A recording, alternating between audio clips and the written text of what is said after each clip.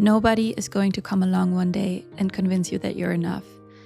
As much as you think that that's what might happen, nobody's going to hand you your own love. Nobody will, because nobody can. Self-worth is an inside job. These words were written by Brianna Wiest, and I remember the first time I read them, they hit so hard because I feel like that's literally what I've been doing my whole life, just always looking for outside approval to feel more worthy on the inside. And if someone from the outside would tell me I'm good enough, that would mean I probably am good enough, and kind of taking that as confirmation. And the thing though would be that it wouldn't help. It wouldn't help make me feel good enough, because there would still be this lingering voice, like an app that's always running in the background that you can't close, and telling you that there's something wrong with you, that other people are more worthy than you, that they're better than you, that you're simply not good enough. And it's definitely something I've been working so much on the last years, because it was so present in my life and something that really had such a huge impact on how I was feeling and how I was living my life also, that I really wanted to change that.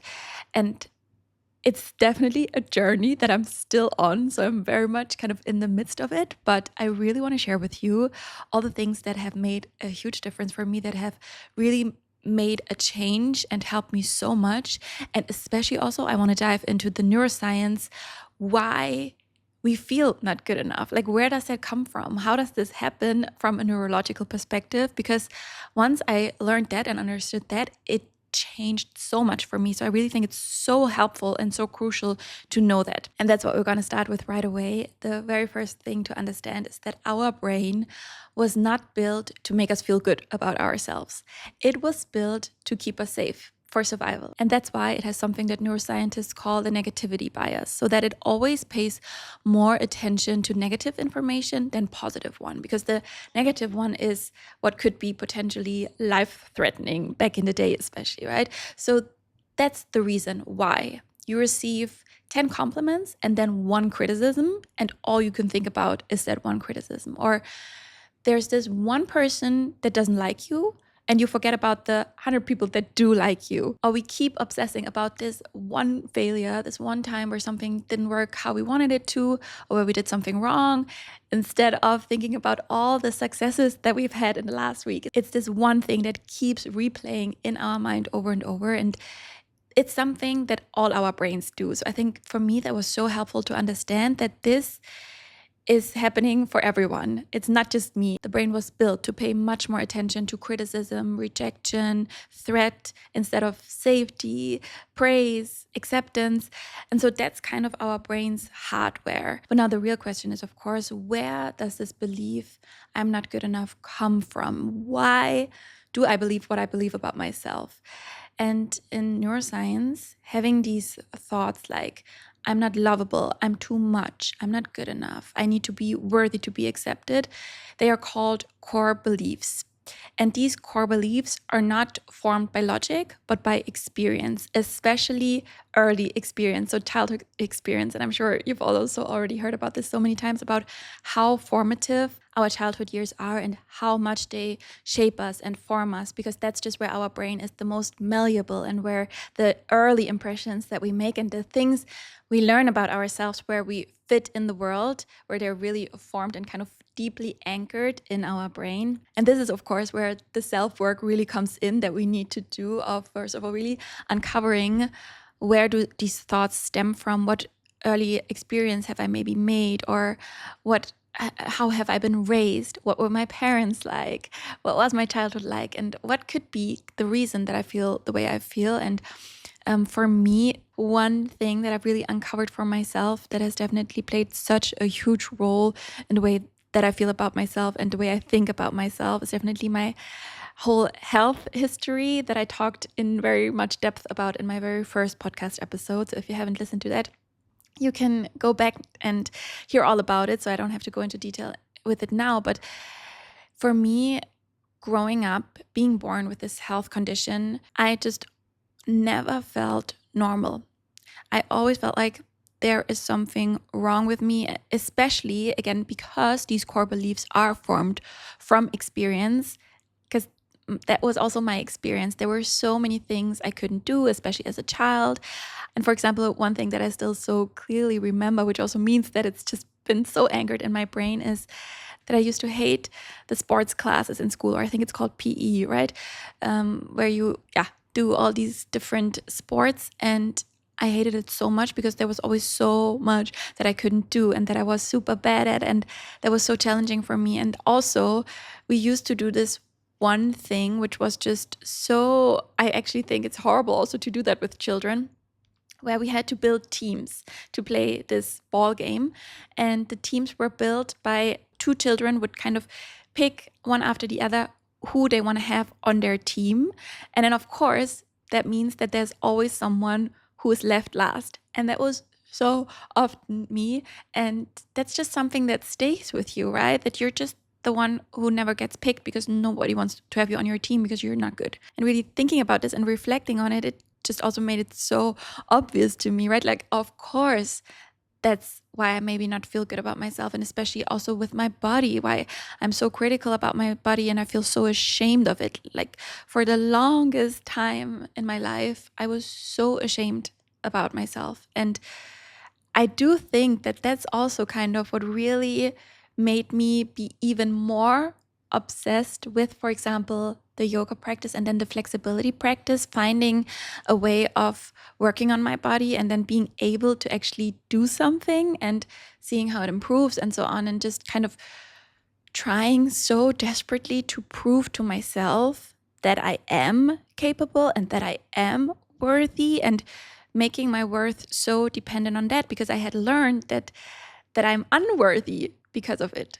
Anyways, going very deep into my own personal trauma here, but I hope that this serves as a good example of how these core beliefs are being shaped. And of course, everyone, every single person in this planet, I think, no matter what an amazing childhood you had, there is definitely something that just stays with you. And everyone struggles with something, right? That's one of the most important reminders, because so often we just fall into this victim mode, right? And I did that so crazy much that I was blaming everything around me, and that I was always like, it's so unfair that I have this with my leg and with my body, and not realizing that, it sucks, but it, first of all, could have always been a million times worse. I was actually so lucky growing up with a mom who did everything in her power to help me, and who took me to a million doctors, who really dedicated so much of her life to that, while being a single mom with 2 jobs.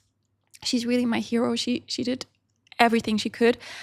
And also growing up in a country where there were medical possibilities, where I was able to have 2 amazing surgeries that helped so much, because I don't even want to think about what my life would be now, or my body would be now, if I would have grown up, for example, in a third world country where there are no medical options like that, or just not as good, or not nearly as accessible as here. On my journey, that's definitely been something that has helped me so much to focus on the positive about it, and then taking myself out of this victim mindset and taking full responsibility for my life. And that definitely also means to uncover these core beliefs, to really understand where do they come from, because, and now I feel like it gets really, really interesting. And this was so mind-blowing and eye-opening to me to learn about our RAS. So our reticular activating system, which is kind of like our brain's filter through which it sees the world. Because you need to keep in mind that through our eyes, our ears, all our senses,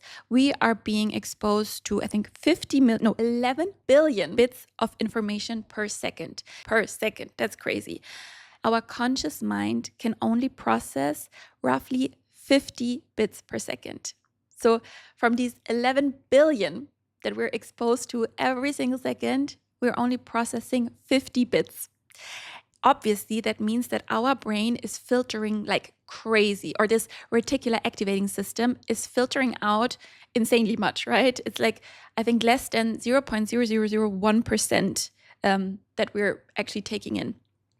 And that means that the brain needs to decide kind of like, right? So what do we focus on? What do we actually allow into our mind? And now this is where the negativity bias gets important again, because remember, the brain likes to focus on the negative. So of all these billions of bits of information, it's gonna be more likely to choose the negative ones to take in. But then it also really, really likes to prove itself right. So this is called confirmation bias, that the brain loves to prove that whatever belief you have about yourself, about the world, that that is true, that it is aligned with kind of our whole worldview. And this, of course, is why these core beliefs are so critical. Because if we now believe about ourselves, I'm not worthy, I'm not lovable, I'm not smart, whatever it is, the brain is actively, constantly gonna look for proof in every interaction we have, in any experience, whatever it is we do in our daily life. It's gonna filter the world to prove those core beliefs. And so you could have an interaction with someone where they are maybe a bit unfriendly or not that nice or whatever, and you immediately interpret that as, they don't like me. Of course they don't, because I'm not lovable, I'm not worthy, ta-da-da, whatever the thoughts are that you have about yourself. But maybe if you are someone who believes that they're enough, who love themselves, who are really kind of strong in their self love and self-belief, that then you might be able to see the behavior differently and notice, oh my God, maybe that person had a super shitty day or something really horrible happened to them, and that's why they're acting that way. So framing it in a completely different way. Or another example I had to think about the other day, when I was walking into the gym and there were these two girls, and I walked past them and they were laughing. And I thought about how I could now either interpret that as, oh my God, they're laughing about me, there's something wrong with me, maybe my outfit or something. Or just as, oh, two girls having fun with each other. It has nothing to do with me, right?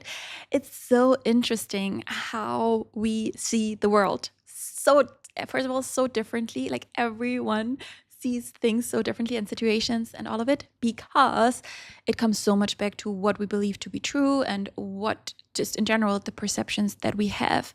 And so that's where we kind of really want to pay full attention. What are the beliefs that I'm holding about myself? Because we're simply not seeing the world as it is. We see the world as we believe it is and as we believe we are. Because coming back to all these numbers, but I think it's just so important to keep that in mind, that the brain filters out 99.999% of the world. And from that tiny rest, the 0.005%, it creates our reality. So this tiny fraction, what we perceive as reality. And another thing to keep in mind about the brain is that whatever we do repeatedly gets stronger, right? So the more we have these thoughts, and also the more we kind of act on these thoughts, the stronger it gets.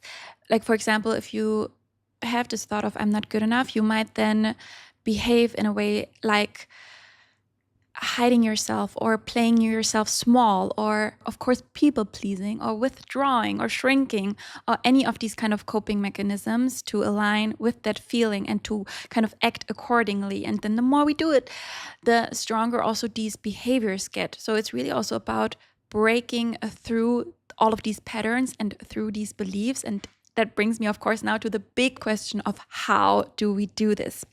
Now, the very first step we kind of already talked about is that we need to find the source.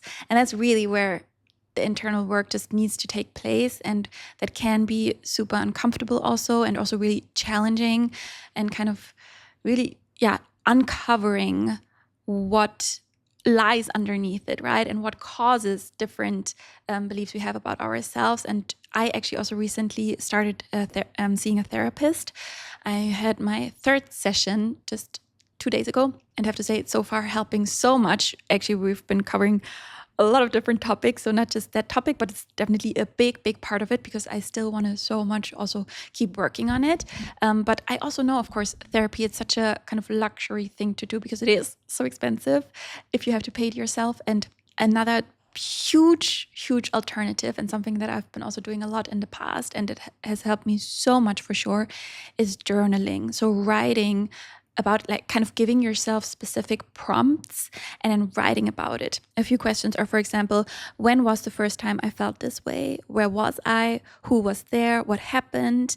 And it's not about having this big story, because sometimes it's not this one big moment where something happened, but maybe more of like a just general pattern that kept repeating itself. But once we start to uncover these moments and these patterns, we can change it from being our identity to being our history and something we experienced. And that's part of our past, but not what has to define us now. And that's already a huge shift to make, because that is what helps us then also to work on this identity shift, to realize it's not who I am.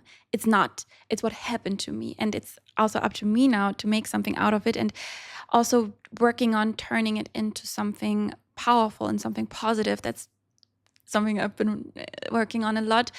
Again, coming back to my whole health history, to framing it in a way of how much I've overcome it, and also how much it has shaped me and maybe made me also more resilient and more appreciative of where I am. And another very powerful way of journaling is called evidence journaling, which is that every night you write down 3 things that went really well during your day that you're really proud of, or something you achieved. And it can be so small, because obviously not every day we're doing amazing things.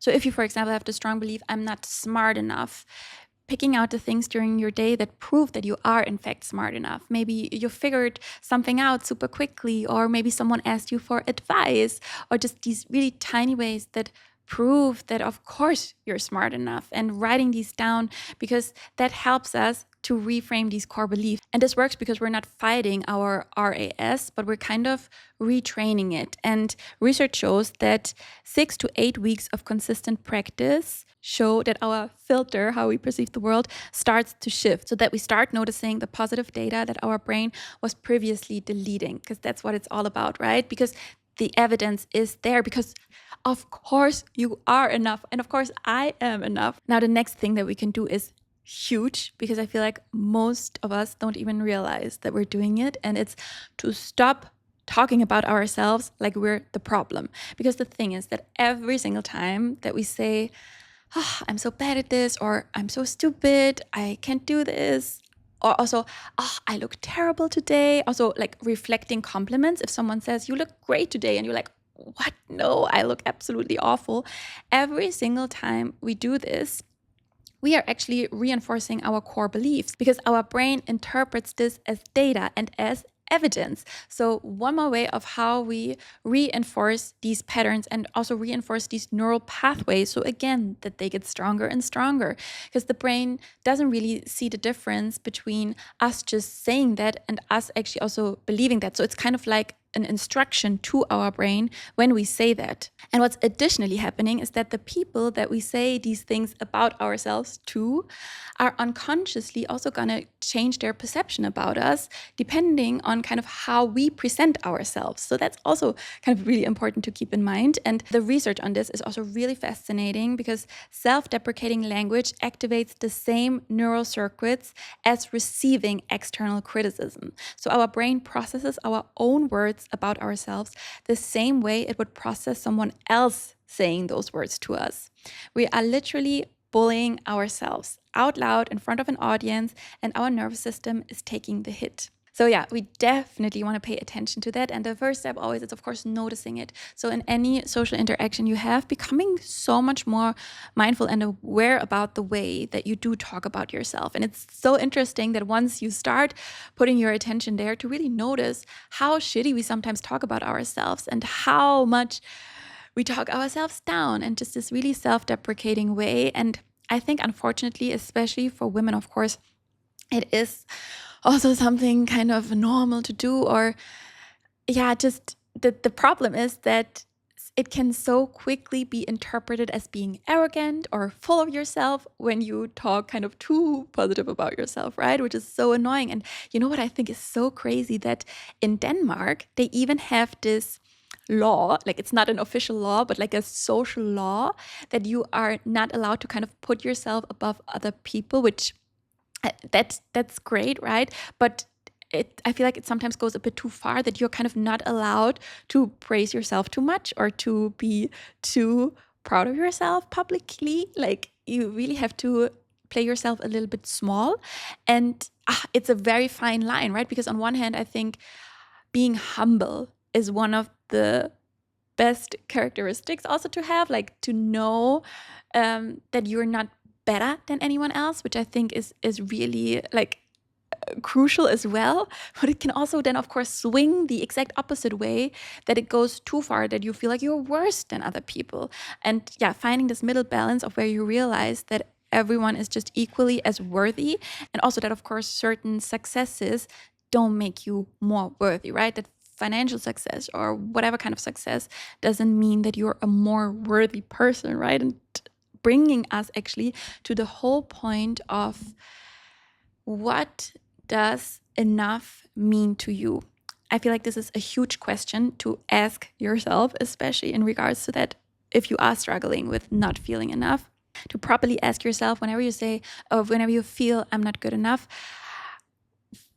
for what? For who? In which sense, right? So breaking that down, and really maybe again also through journaling, or potentially also through talking with someone, or just thinking about it, figuring out what does enough actually mean to you? Like, when would I feel enough? Because I think so often it then makes us realize that or for me, make me realize of how much I tend to live also always kind of in the future, and making things dependent on future things, like having these mental things like I will be enough when this and that happens, or when I have achieved this and that, and kind of setting these maybe milestones, sometimes really also unrealistic ones, and kind of not allowing yourself to feel enough right here, right now, because you make it so much dependent on something that you need to have from the outside, that needs to happen, or that you need to achieve. And a really tricky thing with this is that once you achieve that goal,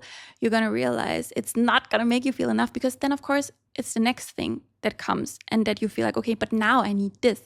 I really realized that super much with, for example, social media, achieving a certain follower number, where I thought that, oh my God, once I have this amount of followers, I am going to be so happy, and I'm going to feel so good about myself, and it's going to be amazing. And then you get there and you realize that it changes literally nothing, because it's just a number. And it's again this kind of searching for it from the outside. So waiting for someone from the outside to tell me I am enough and what I'm doing is enough, instead of figuring out how can I find that from the inside, because that's the only way it is achievable, right? And that it's also kind of sustainable, because from the outside it can always be taken away, right? I could always lose my account, or everyone unfollows me, or whatever happens, right? And if that then would mean that I am not worthy at all anymore, that would be horrible, right? And where it has also always shown up for me a lot is definitely with my body, that I would constantly have these thoughts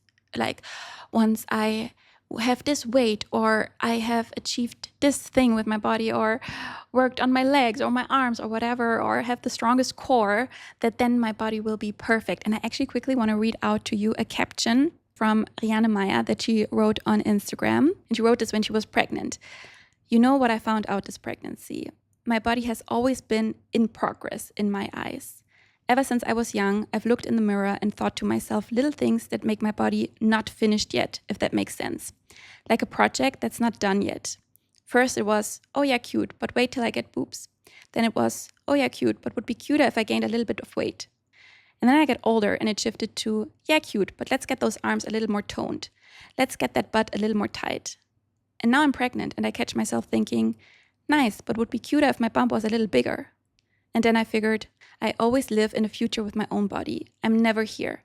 I never looked and felt, this is perfect just the way it is, right now. I was always looking at it with a thought of how it could be. So that's what I've been changing now. I've been extremely kind to myself. I've been stopping and looking and thinking, perfect, absolutely perfect, just like this. And that has been liberating. I really love this. And I, by the way, really love Rianne Maya. She's such an amazing content creator because I think she brings so much realness and authenticity to her content. And this brings me to another really important point, which we talked about in depth already last week, but I want to bring it up one more time, just how important especially our mental environment is, right? And the things we consume and the people we follow, because I think that is also a huge root of enforcing that feeling of not being good enough, because we are exposed to that perfect content, that curated content. And if that is what we see all day long, of course, our brain is going to have these thoughts that you're behind, you're not as pretty, you're not as good, you're not as worthy. It's just what automatically happens. So again, curating our mental environment and the things we consume and what we're exposed to is one of the most important self-care tools to do, and to also think of it kind of like protecting yourself, because we're not doing ourselves any favor by consuming content that doesn't make us feel good. And I think in the moment we so often don't even realize that that's what's happening, because it happens so fast, right? You scroll, you see something for 3 seconds, but I think the impact it has and the long-lasting impact afterwards is so much deeper than we realize. And so interesting also to observe sometimes, how are you feeling after you consumed something? And just really this thing that it kind of makes you feel that you should be a certain way and your life should look a certain way. And if you don't have that, then it's not good enough, right? And it's just such a shame, because it so often is not the reality. It is so chosen and picked, and I can confirm that 1,000%, because when I look at my Instagram, it's like such a small percentage of my life, and it's the curated one. It's like when I post especially my yoga content, I put so much thought and work into it to figure out what is the best lighting and the best angle and all these things to kind of make it as aesthetic and beautiful as possible. And so it's really just this small glimpse of work that doesn't represent the whole. And of course, it's still this fine line of getting inspired and having aspirations, right? But as soon as you realize that something does not make you feel good, you have to remove yourself from it and unfollow and just kind of block it out for your own well-being and for your neural pathways, to not make these good enough pathways stronger. Because again, remember our RAS, our reticular activating system, it wants to find the proof. And so if we expose it to just the perfect content all day long, it's gonna have unlimited kind of amount of proof that we are behind and that we are not pretty and good enough, right? So curating it, but definitely also reducing it and setting boundaries and limits there for myself. Now, the last thing I want to say about this is a reminder to both you and me to be patient with ourselves, because it's just not something that happens overnight, that we say, okay, from tomorrow on, I'm gonna feel good enough and I'm gonna love myself so much. Because rewiring our brain and building these new neural pathways does take time, because it needs repetition and experience and practice, just taking it one step at a time and doing these things, doing these practices like the evidence journaling every day, watching how you speak about yourself in front of others, curating your feed, choosing content that uplifts you and inspires you. And yeah, I really hope this episode was helpful to you. Let me know your thoughts. I can't wait to see you next week. Thank you so much for listening and for being here. Bye.